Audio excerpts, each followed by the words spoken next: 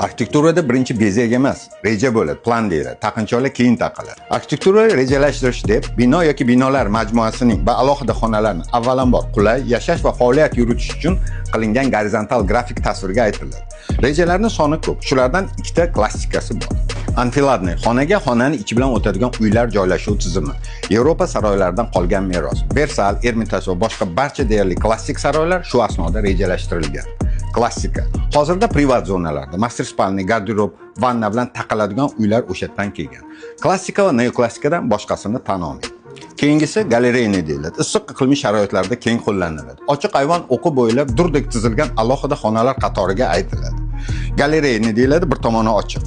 Yaqin Sharq va islom arxitekturasining klassikasi. Har bir xonaga ochiq ayvon orqali kiriladi. Saroy namunalari Xivadagi tosh hovli, turar joyda esa Buxoroda zo'r namunalar saqlanib qolgan.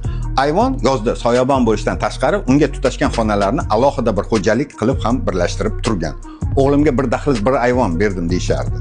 Aytgancha klassika va neoklassika uslubida uy quraman deganlarga kamida 4 sotiqli hovliga quringlar. Bo'lmasa chiroyini qo'shnilarnikidan tomosha qilasizlar. Xayr.